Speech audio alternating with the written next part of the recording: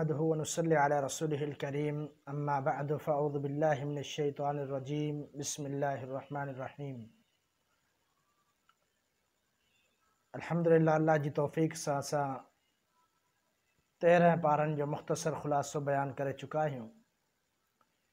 अॼु तव्हांजे साम्हूं 14 पारे रोबा माह जो मुख़्तसर ख़ुलासो बयानु कंदासीं। इन पारे में अल्लाह रब्बुल आलमीन क़ुरान मजीद जो एक शान बयान कयो, इन्ना नहनु नज़्ज़लना ज़िक्र व इन्ना लहू लहाफ़िज़ून। त बेशक असां क़ुरान मजीद के नाज़िल कयो आहे, इन ज़िक्र के नाज़िल कयो अथऊं, इन जी हिफ़ाज़त करण वारा बि असां पाण आहियूं। नबी अलैहिस्सलातु वस्सलाम जो दुनिया में वञण, उन खां पोइ सहाबा इकराम तरतीब वार क़ुरान मजीद के जमा करण, सैयदना उमर रज़ियल्लाहु तआला जो हुकुम ॾियण, पोइ सैयदना उस्मान रज़ियल्लाहु तआला जो क़िरात ते जमा करण, उन खां पोइ अॼु ताईं सैकड़ों हज़ारों लखनि जी तादाद में हुफ़ाज़ इकराम, इहा ई क़ुरान मजीद जी हिफ़ाज़त आहे। लफ़्ज़नि जी बि हिफ़ाज़त आहे, ज़बरुनि ज़ेरुनि जी बि हिफ़ाज़त आहे, हता कि क़ुरान मजीद जे मफ़हूम ऐं तफ़सीर जी मुकम्मल हिफ़ाज़त मौजूदु आहे। उन खां पोइ इन पारे जे अंदरि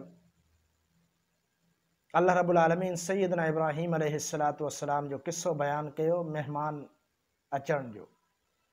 फ़रिश्ता ख़ुशख़बरी आया, खणी आया, त सैयदना इब्राहीम अलैहिस्सलातु वस्सलाम डिॼी विया त फ़रिश्ता आया आहिनि, बल्कि सुञाणे न सघिया। महिमान नवाज़ी ॿिए मक़ाम ते अल्लाह साईं फ़रमाए, महिमान नवाज़ी करण जे लाइ गोश्त वग़ैरह खणी आया त खाइण खां इनकार करे छॾियो। जॾहिं इनकार कयूं त सैयदना इब्राहीम डिॼी विया त हीअ केरु आहिनि, पर उहे आया त सलामती पेश कयूं। सलामती पेश करे सैयदना इब्राहीम अलैहिस्सलातु वस्सलाम खे ॿुधायूं त असांजा अल्लाह जा फ़रिश्ता आहियूं, असां खाईंदा पीअंदा न आहियूं, तव्हांखे ख़ुशख़बरी ॾियण आहियूं, हिकु पुट जी, दानिशमंद पुट, उन जी ख़ुशख़बरी ॾियण आहियूं। ग़ुलामिन हलीम, बुर्दबार पुट जी ख़ुशख़बरी। इहा ख़ुशख़बरी सैयदना इब्राहीम अलैहिस्सलातु वस्सलाम खे वॾी उमिरि में मिलियो। छोजो सैयदना इब्राहीम अलैहिस्सलातु वस्सलाम अल्लाह मां उम्मीद न तोड़ी, हमेशह दुआ कंदा रहिया, हमेशह दुआ कंदा रहिया, हता कि आख़िरी उमिरि में अल्लाह साईं औलाद नसीब कई। त हमेशह उम्मीद अल्लाह में लॻाइजे, ॿिए दर ते वञण खां बहितर आहे हमेशह अल्लाह खां घुरिजे। जेकॾहिं मुस्तक़िल मिज़ाज जी हूंदी त यकीनन अल्लाह साईं औलाद अता कंदो। अल्लाह साईं सभिनि खे औलाद अता करे मुसलमाननि खे। इन पारे जे अंदरि आख़िरी ॻाल्हि सैयदना लूत अलैहिस्सलातु वस्सलाम जो किस्सो बयानु कयो वियो।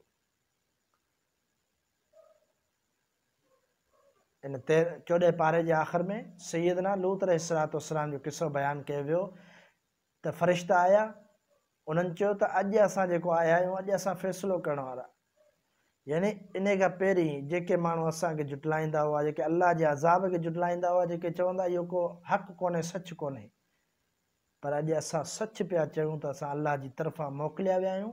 ए लूत, तूं पंहिंजे अहल सां, इन ईमान आणण वारा जेके बि तोसां गॾु आहिनि, राति जे पहर में हिन बस्ती खे छॾे हलियो वञ, ऐं पोइ हिते ॾिसजाम न। पोइ वॾो सख़्तु अज़ाब आयो उन बस्ती ते। अल्लाह जे हुकुम सां उन बस्ती खे ज़मीन मां उखाड़े करे खयो वियो, आसमान ताईं उन तां वापसी ऊंधो करे उछलायो वियो, मथां पथरनि जी बारिश कई वई। छो जो हिननि जो हिकिड़ो संगीन ऐं वॾो जुर्म इहो ग़ैर फितरी अमल हो।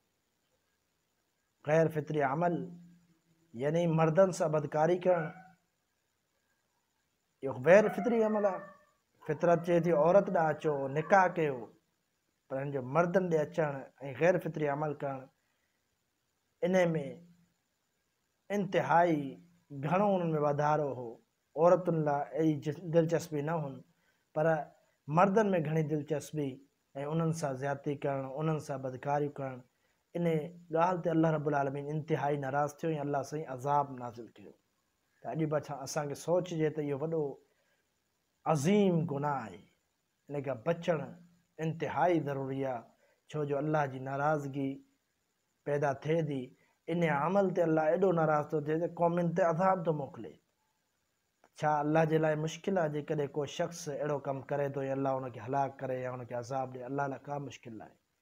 इन करे हमेशह पंहिंजी शर्मगाह जी हिफ़ाज़त कजे, फितरत मुताबिक़ इस्तेमालु, फितरत मुताबिक़ जेको अल्लाह साईं हक़ रखियो आहे, जिथे जाइज़ करार ॾिनो आहे, जिथे नाजाइज़ करार ॾिनो आहे, इन्हनि हदुनि जो ज़रूरु असांखे ख़्यालु करिणो, तॾहिं ई कामयाबी आहे, तॾहिं ई अल्लाह जी रज़ामंदी आहे। अल्लाह ताला खां दुआ आहे त अल्लाह ताला क़ुरान और हदीस समझण ऐं उन जे मुताबिक़ ज़िंदगी बसर करण जी तौफ़ीक़ अता फ़रमाए। वमा तौफ़ीक़ इल्ला बिल्लाह।